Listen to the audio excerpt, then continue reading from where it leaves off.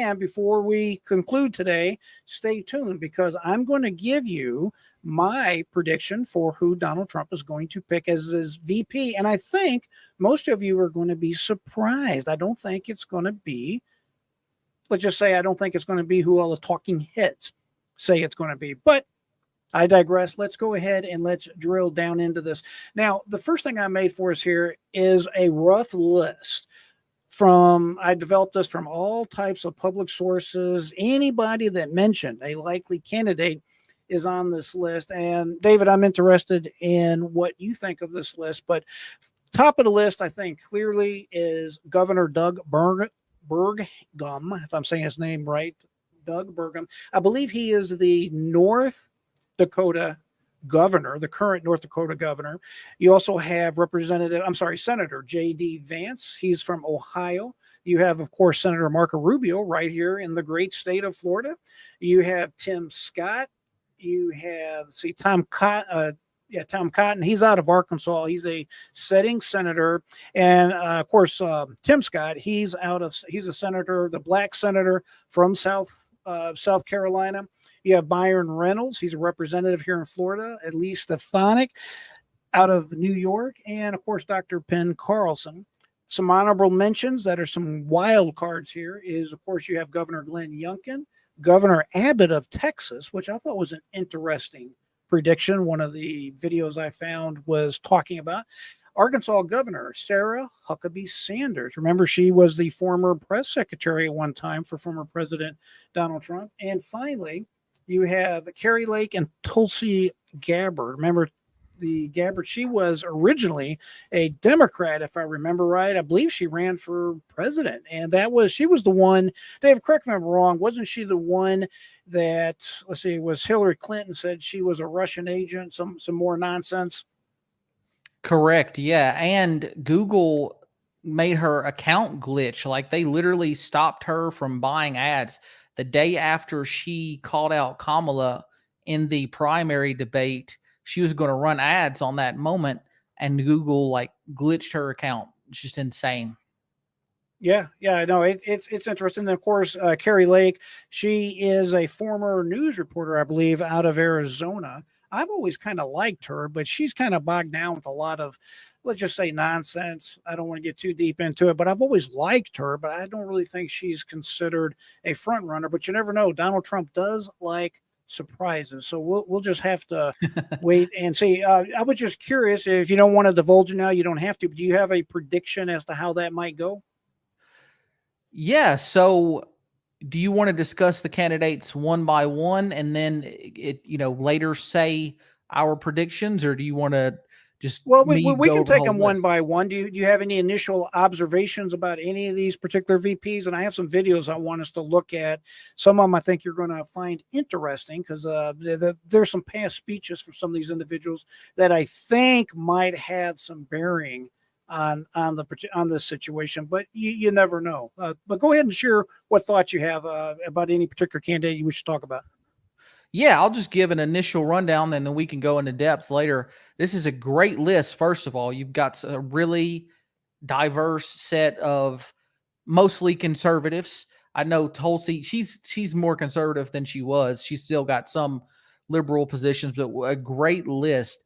Doug Burgum, I don't know a lot about him. I think, was he also the chair of the GOP in North Dakota before he was a governor? I think he was, sure. But I know he's a very, very wealthy businessman in addition to being a governor. And just an honorable mention too. Remember the governor from South Dakota? Her name's escaping me, but I know y'all know her. She's that real good looking woman, but she had that book come out. Kristi Noem.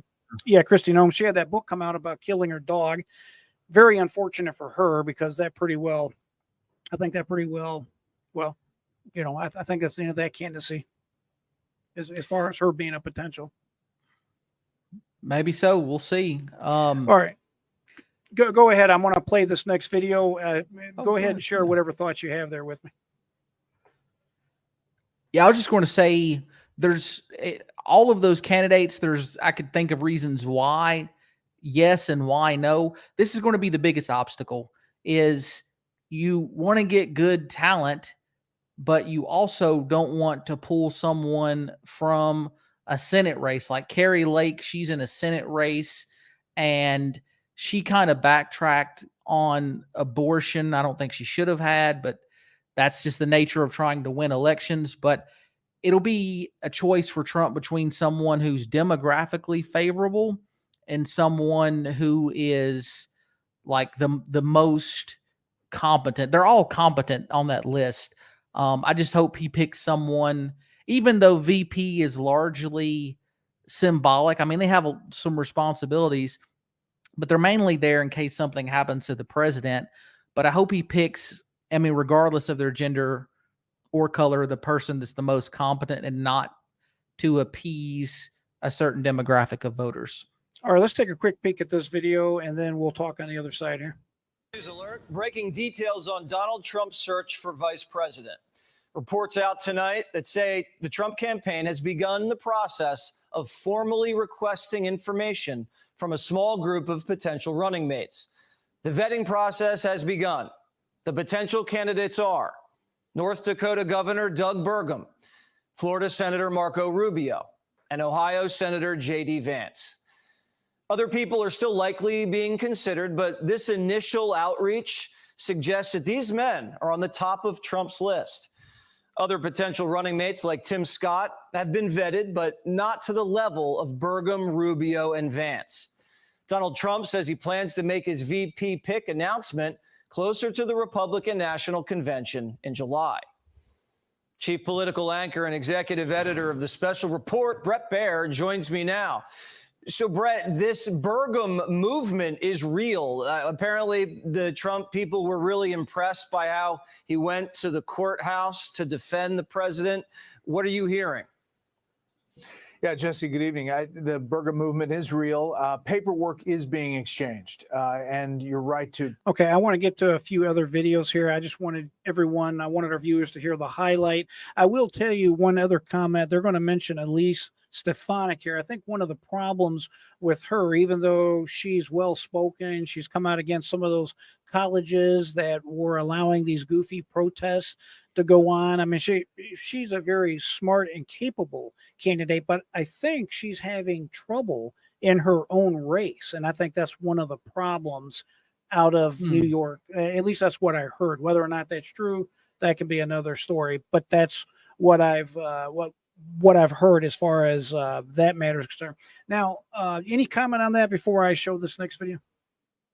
Yeah, you know, I haven't seen her polls, but I know her opponent got caught recorded saying that Trump supporters should be put in education camps. I mean, if the district is really competitive, that might make a difference. So we'll see.